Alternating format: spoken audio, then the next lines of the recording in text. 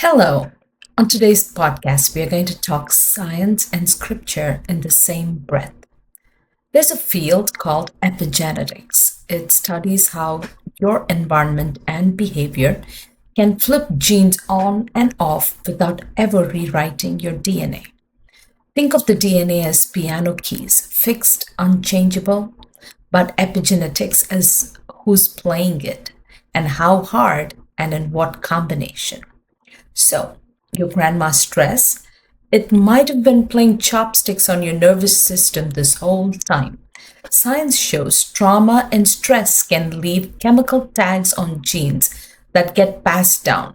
Some studies trace effects 3, 4 generations deep. 3 or 4 generations. That number sounds suspiciously familiar. In Exodus 25, God says the consequences of turning away from Him land on the children to the third and fourth generation.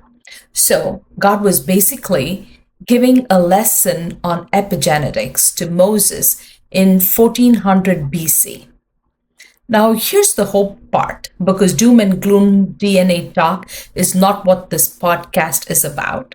I want to turn our eyes to Deuteronomy 6:7 that asks parents to teach children diligently.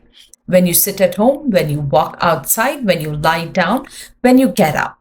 Now, that's not a suggestion, that's a schedule. God said, be intentional 24/7 before the world influences it and makes it a personality trait.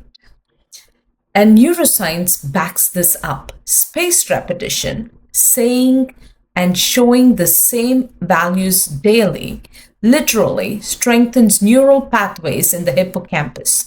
Repetition isn't nagging, it's renovation. So, every car ride, every bedtime, every breakfast table is basically a construction site for the children's brain. Which means the real question isn't, are you raising kids? It's, what are you building behind closed doors? And notice the verse says, impress them. How do you impress anyone? Not by talking about your best self, but by being it. So, discipline isn't for the kids, it's for us adults. Now, if you are listening to me and you're thinking, cool, I don't have kids. Well, you don't get a pass. You are surrounded by a community who's constantly watching you. How you handle traffic, bad news, a bad Wi-Fi day.